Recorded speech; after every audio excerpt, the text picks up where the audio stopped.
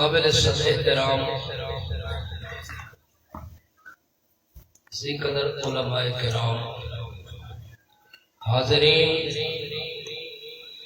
سامعین،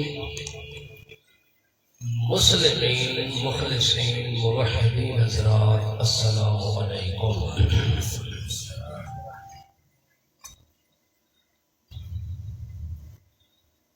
اللہ جل جلالہ کا بے حد و حساب احسان انعام،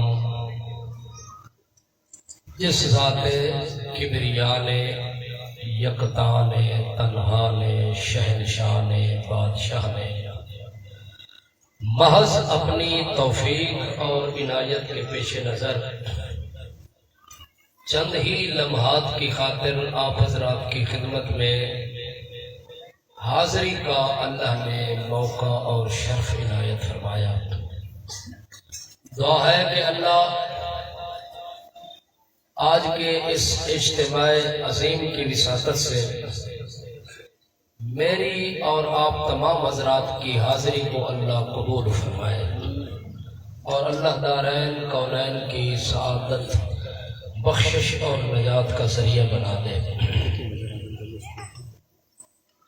مختصر الفاظ کے اندر، انداز کے اندر ایک ہی مسئلہ عرض کرنے کا ارادہ ہے۔ اللہ صحیح فصیح انداز میں حق حق سچ سچ کہہ سکنے کی توفیق عنایت فرمائے۔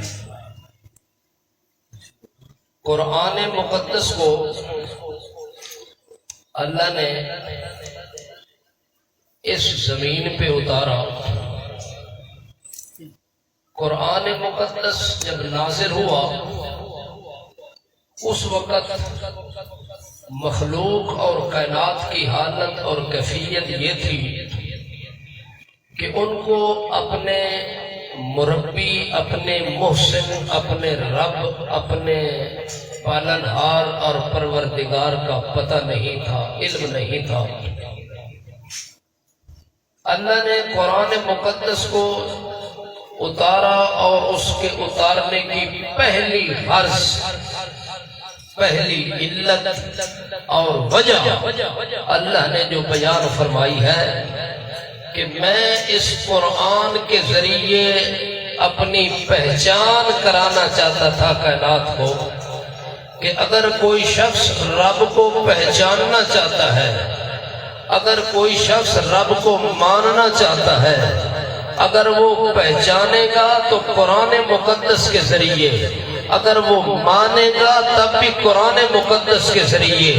اگر قرآن کو درمیان سے نکال دو، نہ رب کا پتہ لگ سکتا ہے، نہ رحمان کا پتہ لگ سکتا ہے، نہ رحیم کا پتہ لگ سکتا ہے، نہ پالنہار کا پتہ لگ سکتا ہے، نہ پروردگار کا پتہ لگ سکتا ہے۔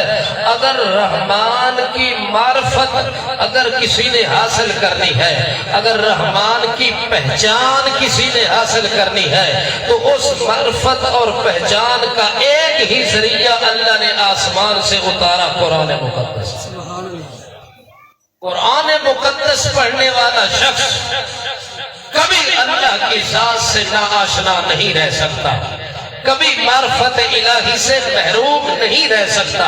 وہی لوگ آج تک محروم ہیں، رب کی توحید سے بھی محروم ہیں، رب کی پہچان سے بھی محروم ہیں، جن کے دل، دماغ اور قلوب و اذہان کے اندر قرآن مقدس موجود نہیں۔ جس کے پاس قرآن مقدس کا علم آ جاتا ہے، اللہ پاک اس بندے کو سب سے پہلے اس کائنات کے اندر جو انعام عطا فرماتے ہیں، وہ بندہ اپنے رب کو بڑی آسانی سے پہچان لیتا ہے۔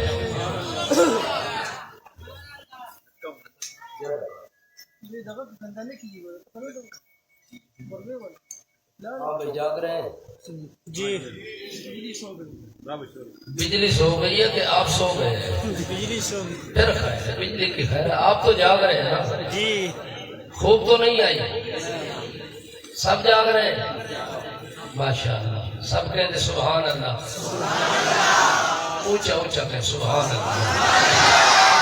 یہ سستی ایک تھوڑی دیر کے لیے اتار دے نا، تو پھر انشاءاللہ میں رب کا قرآن شروع کرنے لگا ہوں، کیونکہ قرآن ہی ہماری پہچان ہے۔ ہی ہمارا ایمان ہے، قرآن ہماری آن ہے، قرآن ہماری شان ہے، قرآن ہمارا اعلان ہے، قرآن ہمارا عنوان ہے، قرآن ہمارا پیغام ہے، قرآن ہماری آن ہے، قرآن ہمارا زمان ہے، قرآن ہمارا اتقان ہے، قرآن ہماری ہر لحاظ سے پہچان ہے، ہماری صفات بھی قرآن کے ساتھ پہچانی جاتی ہیں، ہماری عادات بھی قرآن سے پہچانی جاتی ہیں، ہماری جماعت بھی قرآن سے پہچانی جاتی ہے۔ جماعت اشاعت و توحید و سنہ کو اگر کسی نے پہچاننا ہے تو اس کا ذریعہ قرآن مقدس ہے، چونکہ ہماری رات دن کی جو دعوت ہے وہ دعوت بالقرآن ہوتی ہے، وہ واعظ بالقرآن ہوتا ہے، ذکر بالقرآن ہوتا ہے۔ نعرہ تکبیر، نعرہ تکبیر، اشاعت کی پہچان، اشاعت کی پہچان، اشاعت کی پہچان، نعرہ تکبیر۔ متقی کی پہچان بھی قرآن ہے۔ اگر کوئی عالم ہے تو اس کی پہچان قرآن ہے، اگر کوئی پرہیزگار ہے تو اس کی پہچان قرآن ہے۔ قرآن مقدس کو اللہ نے معرفت اور پہچان کا ذریعہ بنا دیا ہے۔ جب بھی کہیں کسی کو رب کے متعلق کوئی شبہ واقع ہوا، رب کے متعلق کہیں شک آ گیا، رب کے متعلق کہیں ریب آ گیا، رب کے متعلق کہیں تردد آ گیا، رب کے متعلق کہیں دغدغہ آ گیا، رب کے متعلق کہیں اگر کسی کے دل میں خدشہ آ گیا، کسی کے دل میں سوال آ گیا، تو اللہ نے قرآن اتار کے فوراً تمام سوالوں کا جواب دے دیا۔ اسی لیے اللہ کریم فرماتے ہیں کہ میرے پیغمبر آپ قرآن پڑھ کے میری پہچان کروائیں۔ مکے والے نہیں جانتے، وہ کہتے ہیں مر رحمان، رحمان کیا چیز ہے، رحیم کیا چیز ہے، ہم اللہ کو نہیں جانتے، رحمان کو نہیں جانتے، فلاں کو نہیں جانتے۔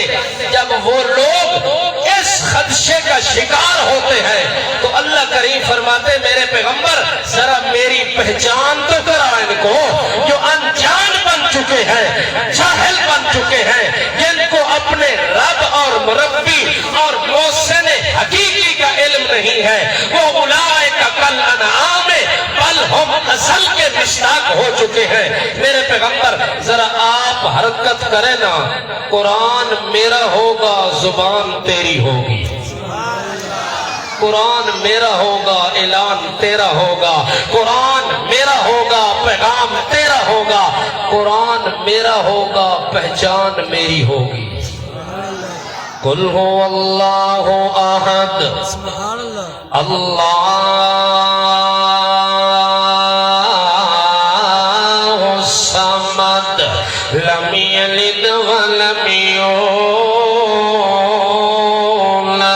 ولم یکن له کفوا احد۔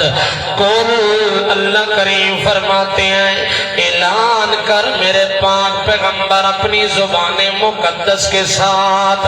اللہ جب اعلان فرماتے ہیں، اللہ جب اپنے پیغمبر کو کہتے ہیں قل، تو جہاں بھی قرآن مقدس میں قل لایا ہے، اس قل کا مطلب ہے کہ یہ بات معمولی نہیں ہے، یہ بات عام نہیں ہے، یہ اعلان بھی خاص ہے، یہ پیغام بھی خاص ہے، یہ مسئلہ بھی خاص ہے۔ اس لیے میرے پاک پیغمبر میں آپ کو حکم دے رہا ہوں کہ اپنی زبان کو حرکت دے اور اعلان فرما دے، اللہ